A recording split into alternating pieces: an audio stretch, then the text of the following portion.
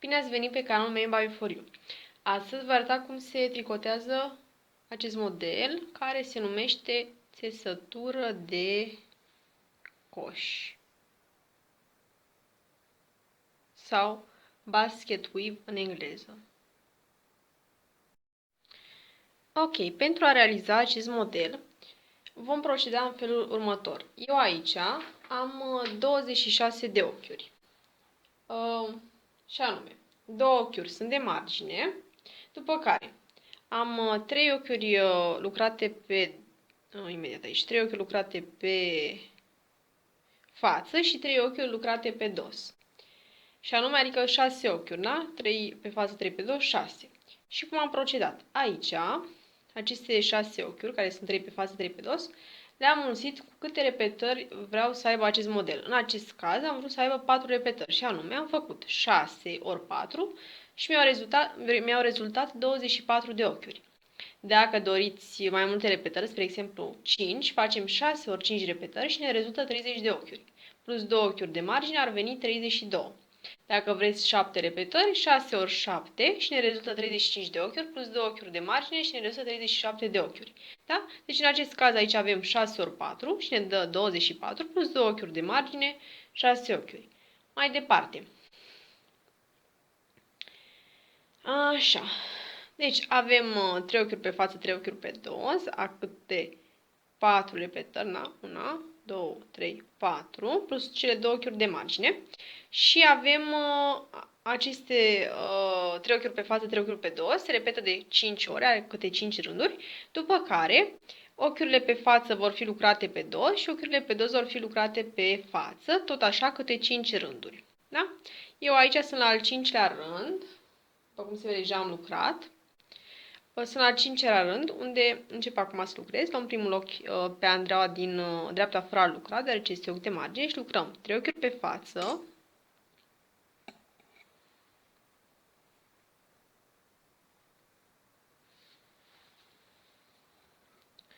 Și 3 ochiuri pe dos.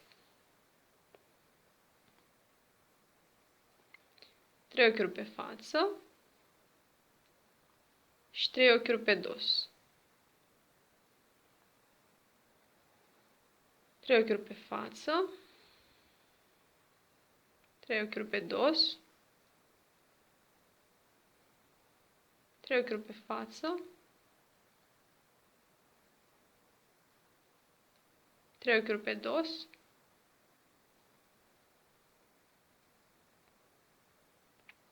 Și ultimul ochi pe dos, deoarece este ochi de margine. Acum, deci aici am avut 5 rânduri, da? A fost al 5-lea rând. Acum, voi schimba ochiurile pe față, le voi lucra pe dos și ochiurile pe dos le voi lucra pe față, da? Acesta este primul rând unde schimb ochiurile, da? Luăm ochiul de margine, fără a lucra pe Andreea din dreapta și lucrăm acum ochiurile care au fost pe față, le vom lucra pe dos, da? Deci 3 ochiuri pe dos.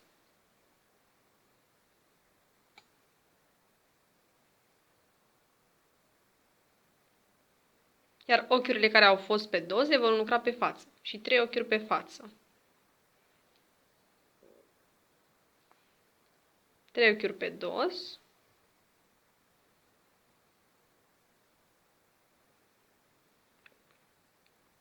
Trei ochiuri pe față.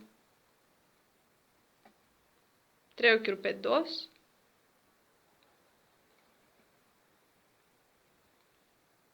Și 3 ochiuri pe față. Da? Deci ochiurile care sunt pe față, care au fost pe față, acum le lucrăm pe dos, și anume 3 ochiuri pe dos.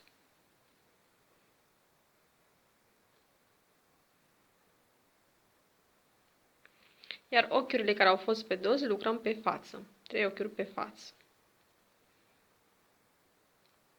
Și ultimul ochi lucrăm ca ochi pe dos, deoarece este ochi de margine. Da? Și acum repetăm, cum am făcut aici, încă de 4 ori, că a fost primul rând și am zis că sunt 5 repetări. Deci luăm ochiul de margine, fără a lucra. Și acum aici avem ochiurile pe dos, da? Și acum le lucrăm pe dos, da? Încă de 4 ori. Asta e a doua repetare, da? Până ajungem la cele 5 rânduri. Deci ochiuri, 3 ochiuri pe dos. 3 ochiuri pe față.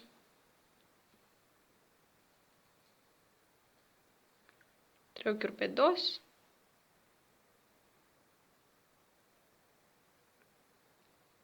3 ochiuri pe față.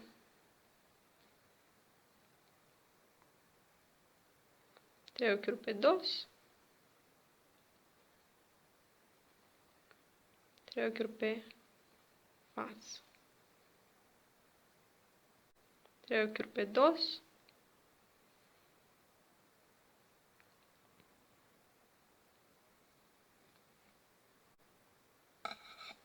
3 ochiuri pe față.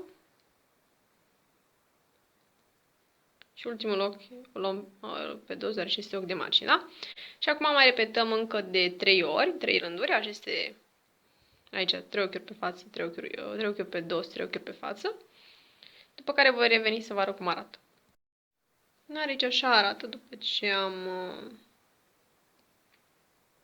terminat și al 5-lea rând, da? Deci aici am făcut așa, 3 ochiuri pe dos, 3 ochiuri pe față, 3 ochiuri pe dos, 3 ochiuri pe față, 3 ochiuri pe dos, 3 ochiuri pe față, 3 ochiuri pe dos, 3 ochiuri pe față. Acum, după ce am terminat cele 5 rânduri, vom inversa, da? Deci după cele 5 rânduri. Acum, ochiurile care au fost pe dos, aici le vom lucra pe față, iar ochiurile care sunt pe față le vom lucra pe dos, tot așa de câte 5 ori.